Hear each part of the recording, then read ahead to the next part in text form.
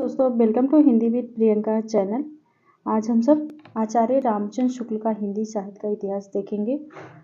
रीतिकाल प्रकरण 2 पर बात कर रहे हैं। प्रकरण 2 का नाम है रीति ग्रंथकार कवि।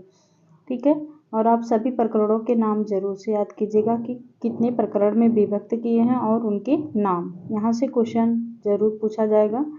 आदिकाल को 4 प्रकरण में और भक्ति काल को 6, रीतिकाल को 3 प्रकरण में।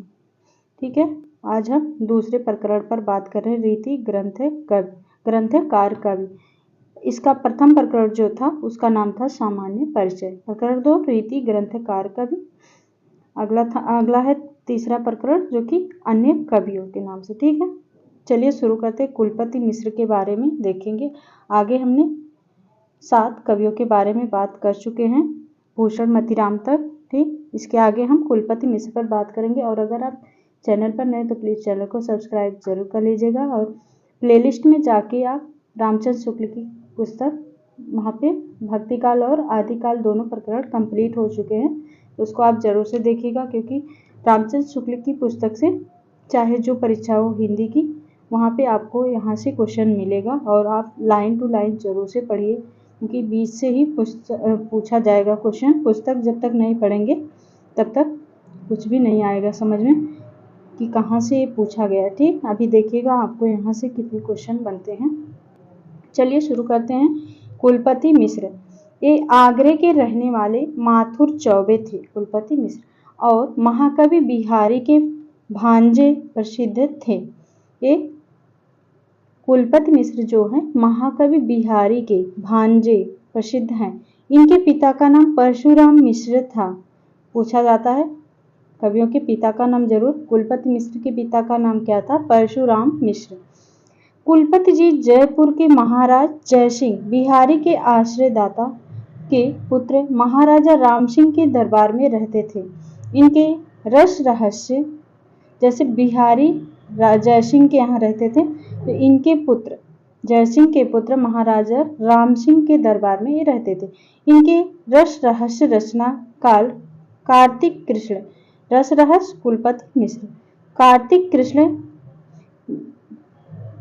11 संवत 1727 है। अब तक इनका यही ग्रंथ प्रसिद्ध और प्रकाशित है, पर खोज में इनके निम्नलिखित ग्रंथ और मिले हैं। द्रोण पर्व संवत 1737, युक्ति तरंगड़ी, ये सभी कुलपति मिश्र की रचनाएं हैं। कुलपति तरंगड़ी 1743, नक्शी संग्राम सार रस रहस्य का समय है 1727। अतः इनका कविता काल संवत 1724 से संवत 1743 के बीच ठहरता है। आगे है रीतिकाल के कवियों में ये संस्कृत के अच्छे विद्वान थे। इनका रस रहस्य मम्मट के काव्य प्रकाश का छाया अनुवाद है। देख लीजिए, यहाँ से क्वेश्चन पक्का पूछे जाएगा। रस रहस्य जो है इनका रचना, रस रहस्य मम्मट के काव्य प्रकाश का छाया अनुवाद है। पूछा जा सकता है काव्य प्रकाश का छाया अनुवाद कौन सी रचना है? रस रहस्य। साहित्य शास्त्र का अच्छा ज्ञान रखने के कारण इनके लिए यह स्वाभाविक था कि प्रचलित लक्षण ग्रंथों की अपेक्षा अधिक प्रौढ़ निरूपण का प्रयत्न करें। इसी उद्देश्य से इन्होंने अपना रस रहस्य लिखा। शास्त्रीय निरूपण के लिए पद उपयुक्त नहीं होता, इसका अनुभव इन्होंने किया। इससे कहीं कहीं कुछ गद्य वार्तिक भी रखा, पर गद्य पर मार्जित न होने के कारण जिस उद्देश्य इन्होंने अपना यह ग्रंथ लिखा वह पूरा न हुआ। इस ग्रंथ का प्रचार चाहिए था ना तो न हो सका। जिस स्पष्टता से काव्य प्रकाश में विषय प्रतिपादित हुए हैं, वह स्पष्टता इनके ब्रज भाषा गद्य पद में न आ सकी। कहीं कहीं तो भाषा और वाक्य रचना दुरूह हो गई। यद्यपि इन्होंने शब्द शक्ति और भावादि निरूपण में लक्षण उदाहरण दोनों बहुत कुछ काव्य प्रकाश में दिए हैं, पर अलंकार प्रकरण में इन्होंने प्राय अपने आश्रयदाता महाराज राम सिंह की प्रशंसा के स्वरचित उदाहरण दिए हैं। मोस्ट इम्पोर्टेंट पूछा जा सकता है इनका कि इनके किसके आश्रित में रहते थे? राम सिंह के आश्रयदाता में रहते थे। ये ब्रजमंडल के निवासी थे, अतः इनको ब्रज की चलती भाषा पर अच्छा अधिकार होना ही चाहिए। हमारा अनुमान है कि जहां इनको अधिक स्वच्छंद आगे है जहां इनको अधिक स्वच्छंदता रही होगी वहां इनकी रचना और सरस होगी। इनकी रचना का एक नमूना दिया गया है। ऐसे कुंज बनी छवि पुंज रहे अली गुंजत यो सुख लीजे नयन विशाल हिये बनमाल बिलोकत रूप सुधा भरी पीजे जाम की कौन कहे जुग जात न जानिए ज्यो छिन छीजे आनंद यो उमंग्योई रहे पिए मोहन को मुख देखिबो कीजे। अगले कवि हैं सुखदेव मिश्र, इनको भी देखेंगे हम। सुखदेव मिश्र दौलतपुर जिला रायबरेली में इनके वंशज अब तक हैं। इनका जन्म कहाँ हुआ था? दौलतपुर रायबरेली में। कुछ दिन हुए उसी ग्राम में निवासी सुप्रसिद्ध पंडित महावीर प्रसाद द्विवेदी ने इनका एक अच्छा जीवन वृत्त सरस्वती पत्रिका में लिखा था। सुखदेव मिश्र का जन्म स्थान कंपिला था, जिसका वर्णन इन्होंने अपनी वृत्त विचार में किया था। इनके वंशज रहते हैं दौलतपुर में। इनका जन्म स्थान हुआ था कंपिला तथा जिसका वर्णन इन्होंने अपने वृत्त विचार में किया है। वृत्त विचार इनका कविता काल संवत 1720 से 1760 तक माना जाता है। इनके 7 ग्रंथों का पता अब तक है। वृत्त विचार संवत 1728, छंद विचार, फाजिल अली प्रकाश, रसावरण, श्रृंगार लता, अध्यात्म प्रकाश, मोस्ट इंपोर्टेंट सुखदेव मिश्र अध्यात्म प्रकाश संवत 1755 और दशरथ राय। आत्म प्रकाश में कवि ने ब्रह्म ज्ञान संबंधी बातें की है। आत्म प्रकाश में, जैसा इसका नाम है, आत्म प्रकाश में कवि ने ब्रह्म ज्ञान संबंधी बातें कही है, जिससे यह जनश्रुति पुष्ट होती है कि एक निष्प्रिय विरक्त साधु के रूप में रहते थे। काशी से विद्या अध्ययन करके लौटने पर अशोधर जिला फतेहपुर के राजा भगवंत राय खींची तथा डोंडिया खेरे के राव मर्दन सिंह के यहाँ रहे। कुछ दिनों तक ये औरंगजेब के मंत्री फाजिल अली शाह के यहाँ भी रहे। अंत में मुरार मऊ के राजा देवी सिंह के यहाँ गए, जिनके बहुत आग्रह पर ये शाह कुटुंब दौलतपुर जा बसे। राजा राज सिंह गौड़ ने इन्हें कविराज की उपाधि दी। मोस्ट इंपोर्टेंट, कविराज की उपाधि इन्हें दी थी राजा राज सिंह गौड़ ने। वास्तव में बहुत प्रौढ़ कवि थे और आचार्यत्व भी इनमें पूरा था। छंद शास्त्र पर इनका सा विशद निरूपण और किसी कवि में नहीं था। ये जैसे पंडित थे वैसे ही काव्य कला में भी निपुण थे। फाजिल अली प्रकाश और रसावरण दोनों में श्रृंगार रस के उदाहरण बहुत सुंदर हैं। फाजिल अली प्रकाश और रसावरण श्रृंगार रस में है। अगले कवि हैं कालिदास त्रिवेदी, इनको भी देखते हैं। कालिदास त्रिवेदी ये अंतर्वेद के रहने वाले कान्य कुब्ज ब्राह्मण थे। कालिदास त्रिवेदी, इनका विशेष वृत्त ज्ञात नहीं है। जान पड़ता है कि संवत 1745 वाली गोलकुंडे की चढ़ाई में ये औरंगजेब की सेना में किसी राजा के साथ गए थे। इस लड़ाई का औरंगजेब की प्रशंसा से युक्त वर्णन इन्होंने इस प्रकार किया है।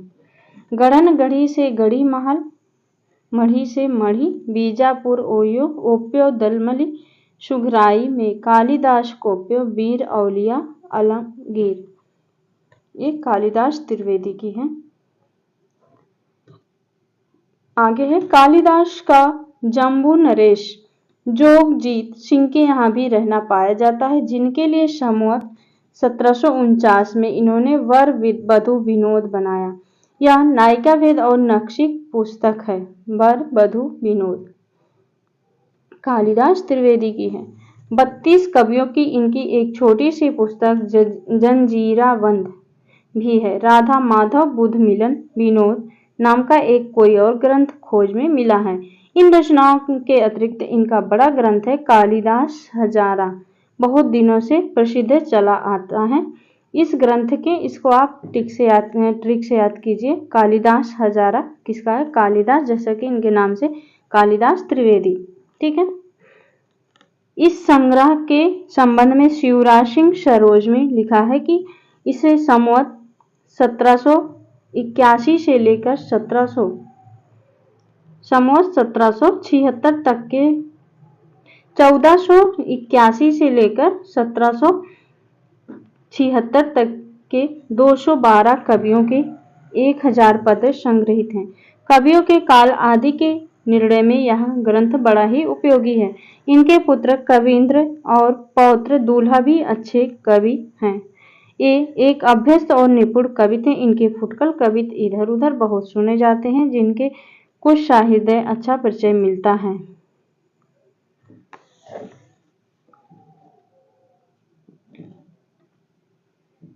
कालिदास त्रिवेदी का ये पंक्ति है। अगले कवि हैं राम। शिव सिंह सरोज में इनका जन्म संवत 1703 लिखा है और कहा गया है कि इनकी कविता कालिदास के हजारा में है। इनका नायिका भेद का एक ग्रंथ श्रृंगार सौरभ है, जिसकी कविता बहुत ही मनोरम है। खोज में एक हनुमान नाटक भी इनका पाया गया है। शिव सिंह के अनुसार इनका कविता काल संवत 1730 के लगभग माना जाता है। इनका एक कवित नीचे है। उमड़ी घुमड़ी घन छोड़त अखंड धार, चंचला उठती तामे तरज के। ये राम कवि क्या है। आगे है शिव सिंह ने नेवाज का जन्म, एक मिनट, अगले कवि हैं नेवाज ये अंतर्वेद के रहने वाले ब्राह्मण थे और संवत 1737 के लगभग वर्तमान थे। ऐसा प्रसिद्ध है कि पन्ना नरेश महाराजा छत्रसाल के यहाँ एक किसी भगवत कवि के स्थान पर नियुक्त किए हुए थे, जिस पर भगवत कवि ने यह फप्ती छोड़ी थी। नेवाज कवि का है। भली आजू कलि करत हौ छत्रसाल महाराज, जह भगवत गीता पढ़ी तह कवि पढ़त नेवाज। शिव सिंह ने नेवाज का जन्म 1739 लिखा है, जो ठीक नहीं जान पड़ता, क्योंकि नेवाज का शकुंतला नाटक का निर्माण काल संवत 1737 है और 2 और नेवाज हुए, जिनमें एक भगवंत राय खींची के यहाँ रहे थे। यहाँ नेवाज का औरंगजेब के पुत्र आजम शाह के यहाँ रहने भी पाया जाता है। इन्होंने शकुंतला नाटक का आख्यान, दोहा, चौपाई, सवैया आदि छंदों में लिखा। इनके फुटकल कवित्व बहुत स्थानों पर संग्रहित मिलते हैं। इनमें इनकी काव्य कुशलता साहित्य टपकती है। इनका शकुंतला नाटक पूछा जाता है, किसका है? नेवाज का। भाषा इनकी बहुत परिमार्जित, व्यवस्थित और भावयुक्त है। उसमें भारती के शब्द और वाक्य बहुत ही कम मिलते हैं। इनके अच्छे श्रृंगारी कवि होने में संदेह नहीं। संयोग श्रृंगार के वर्णन की प्रवृत्ति इनकी विशेष जान पड़ती है, जिसमें कहीं कहीं ये अश्लीलता की सीमा के भीतर जा पड़ते हैं। 2 सवैये इनके उद्धृत किए जाते हैं। देख हमें सब आपुस में जो कुछ कछु मन भावे सोई कहती। अगले कवि हैं देव। इनका देखेंगे, काफी पूछा जाता है देव के बारे में। देव ये इटावा के रहने वाले धनाढ़ सनाढ़ ब्राह्मण थे। कुछ लोग ने इन्हें कान्य कुब्ज सिद्ध करने का प्रयत्न भी किया है। इनका नाम देवदत्त था। देव का पूरा नाम पूछा जाता, क्या था? देवदत्त। भावविलास इनकी है। देव की भावविलास का रचनाकाल संवत 1746 में दिया है और उनका ग्रंथ निर्माण के समय अपनी अवस्था 16 ही वर्ष की ही है। इस हिसाब से पूछा जा सकता है भावविलास के समय देव की कितने वर्ष के थे? 16 वर्ष। 1730 निश्चित होता। इसके अतिरिक्त इनका और कुछ वृत्तांत नहीं मिलता। इनका अवश्य अनुमित है कि होता है कि इन्हें कोई अच्छा उदार आश्रयदाता नहीं मिला, जिसके यहाँ रहकर इन्होंने सुख से कल्याण काल यापन किया हो। ये बराबर इनके अनेक रईसों के यहाँ एक स्थान से दूसरे स्थान पर घूमते रहे पर कहीं जमे नहीं। इसका कारण या तो इनकी प्रवृत्ति की विचित्रता माने या इनकी कविता के साथ उस काल की रुचि का असमंजस। इन्होंने अपने अष्टयाम और भावविलास और औरंगजेब के बड़े पुत्र आजम शाह को सुनाया था, जो हिंदी कविता के प्रेमी थे। इनके पीछे इन्होंने भवानी दत्त वैश्य के नाम पर भवानी विलास और कुशल के नाम पर कुशल विलास की रचना की। ये भी देव की रचना है। फिर मर्दन सिंह के पुत्र उद्धोत सिंह वैश्य के लिए प्रेम चंद्रिका बनाई देव ने। इसके उपरांत ये बराबर अनेक प्रदेशों में भ्रमण करते रहे। इस यात्रा के अनुभव का इन्होंने जाति विलास नाम ग्रंथ में कुछ उपयोग किया। इस ग्रंथ में भिन्न भिन्न जातियों और भिन्न भिन्न प्रदेशों की स्त्रियों का वर्णन है। जाति विलास में वर्णन में इन्होंने विशेषताएं अच्छी तरह व्यक्त हुई है।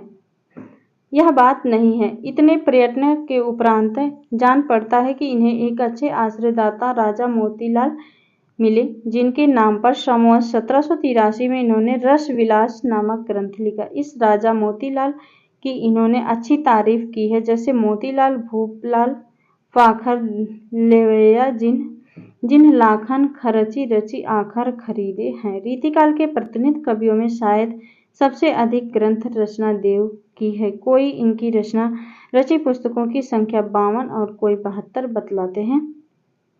जो हो इनके लिए ग्रंथों का तो पता है। देखते हैं कौन से ग्रंथ हैं, सारे एक ही जगह पर। इनके ग्रंथ है भाव विलास, अष्टयाम, भवानी विलास, सुजान विनोद, प्रेम तरंग, राग रत्नाकर, कुशल विलास, देवचरित, प्रेम चंद्रिका, जाति विलास, रस विलास, काव्य रसायन या शब्द रसायन, सुख सागर तरंग, वृक्ष विलास, पावस विलास, ब्रह्म दर्शन 25, तत्व दर्शन 25, आत्म दर्शन 25, जग दर्शन 25, रसानंद लहरी, प्रेम दीपिका, नक्षिक प्रेम दर्शन। ग्रंथों की अधिक संख्या के संबंध में यह जान रखना भी आवश्यक है कि देव जी अपने पुराने ग्रंथों के कवित्वों को इधर दूसरे क्रम में रखकर एक नया ग्रंथ प्रायः तैयार किया करते थे। इससे वे भी कवित्व बार बार इनके अनेक ग्रंथों में मिले हैं। सुख सागर तरंग प्रायः अनेक ग्रंथों से लिए हुए कवित्वों का संग्रह है। सुख सागर तरंग। राग रत्नाकर में राग रागनियों के स्वरूप का वर्णन है। पूछा जा सकता है राग रत्नाकर में क्या है? राग रागनियों के स्वरूप का वर्णन है। अष्टयाम तो रात दिन के भोग विलास की दिनचर्या है। अष्टयाम रात दिन के भोग विलास की दिनचर्या है, जो मानो उस काल के आक्रमण और विलासी राजाओं के सामने कालपान विधि का ब्यौरा पेश करने के लिए बनी थी। ब्रह्म दर्शन 25 और तत्व दर्शन 25 में जो विरक्ति का भाव है, वह संभव है कि अपनी कविता के प्रति लोक की उदासीनता देखते देखते उत्पन्न हुई हो। आगे ये आचार्य और कवि दोनों रूपों में हमारे सामने आते हैं।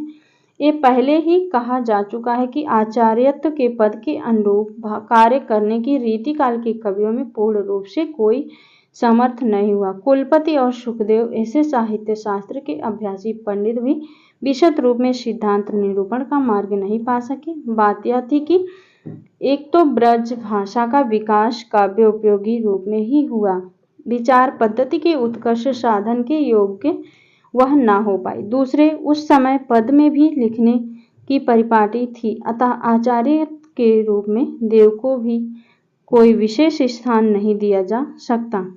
कुछ लोगों ने भक्तिवश अवश्य बहुत सी बातों के साथ इन्हें कुछ शास्त्रीय उद्भावना का श्रेय भी देना चाहा है। वे ऐसे ही लोग हैं जिन्हें तात्पर्य वृत्ति एक नया नाम मालूम होता है, जो संचारियों में एक छल और बढ़ा हुआ देखकर चौंकते हैं। न्यायिकों की तात्पर्य वृत्ति बहुत काल से प्रसिद्ध चली आ रही है और यह संस्कृत के सब साहित्य मीमांसकों के सामने थी। तात्पर्य वृत्ति वास्तव में वाक्य के भिन्न भिन्न पदों शब्दों के वाच्यार्थ को एक में समन्वित करने वाली वृत्ति मानी गई है, अतः यह अभिधा से भिन्न है, वाक्यगत अभिधा ही है।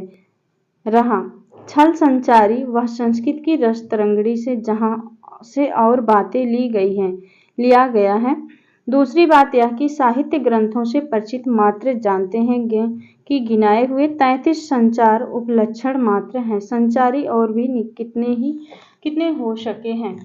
अभिधा, लक्षण आदि शब्द शक्तियों का निरूपण हिंदी के रीति ग्रंथों में प्रायः कुछ भी नहीं हुआ। इस विषय में समय ग्रहण और परिपाक जरा है भी कठिन। इस दृष्टि से देव जी के कथन है, इस पर देव का कथन है वाला मोस्ट इम्पोर्टेंट पूछा जाता है। अभिधा उत्तम काव्य है, मध्य लक्षणालीन, अधम व्यंजना रस पिरस, उल्टी कहत नवीन। ये है केशव की पंक्ति। आगे है, यहाँ अधिक कुछ कहने का आवश्यक नहीं है। व्यंजन अवकाश नहीं है। व्यंजना की व्याप्ति कहाँ तक है, उसकी किस किस प्रकार की प्रक्रिया होती है इत्यादि बातों का विचार किए बिना कुछ कहना कठिन है। देव जी के यहाँ व्यंजना से तात्पर्य पहली बुझावल वाली वस्तु व्यंजना का भी ज्ञान पड़ता है। यह दोहा लिखते समय उसी का विकृत रूप उनके ध्यान में था। कवित्व शक्ति और मौलिकता देव में खूब थी, पर उनके सम्यक स्फुट में उनकी रुचि विशेष प्रायः बाधक हुई। कभी कभी वे बड़े पेचीले मजमून का हौसला बांधते थे, पर अनुप्रास के आडंबर की रुचि बीच में ही उनका अंगभंग करके सारे पद को कीचड़ में फंसा छकड़ा बना देती थी। भाषा में कहीं कहीं स्निग्ध प्रवाह न आने का एक कारण यह भी था कि अधिकतर इनकी भाषा में प्रवाह पाया जाता है, कहीं कहीं शब्द व्यय बहुत अधिक है और अर्थ अल्प। अक्षर मैत्री के ध्यान से इन्हें कहीं कहीं अशक्त शब्द रखने पड़ते थे, जो कभी कभी अर्थ को आच्छादित करते थे। तुकांत और अनुप्रास के लिए ये कहीं कहीं शब्दों को ही तोड़ते मरोड़ते न थे, वाक्य को भी अविन्यस्त कर देते थे, जहां अभिप्रेत भाव का निर्वाह पूरी तरह से पाया जाता है या जहां उसमें कम बाधा पड़ी है, वहां की रचना बहुत ही सरस हुई है। इनका अर्थ सौष्ठव और नवीनमें बिरले ही कवियों में मिलता है। रीतिकाल के कवियों में ये बड़े ही प्रगल्भ और प्रतिभा संपन्न कवि थे, इसमें संदेह नहीं है। इस काल के बड़े कवियों में इनका विशेष गौरव का स्थान है। कहीं कहीं इनकी कल्पना बहुत सूक्ष्म और दूरारूढ़ है। इनकी कविता के कुछ उत्तम उदाहरण हैं। सुनो के परम पद उनो के अनंत मंद, नूनो के नदीश नद इंद्रा झुरे परी, महिमा मुनीश की संपत्ति दिगीसन की। देव की पंक्ति है, मदन महीप जू को बालक बसत, ताहि प्रतहि जगावत गुलाब चटकारी दे। ये सभी देव की पंक्ति हैं। ये वाली पंक्ति इनकी, विधि सी बधी सी विष बूढ़ति विमोहित सी, बैठी बाल बकति बिलोकत बिकानी सी। यहाँ पे आज हमारा 13 कवि कंप्लीट हो गए। अगले वीडियो में हम सिरधर या मुरलीधर पर बात करेंगे। उम्मीद है यहाँ से आपको काफ़ी हेल्प मिलेगा, और अगर आप चैनल को सब्सक्राइब नहीं किए तो ज़रूर से कर लीजिए, ताकि आपको हर वीडियो मिलती रहे। मिलते हैं नेक्स्ट वीडियो में, तब तक के लिए बहुत बहुत धन्यवाद।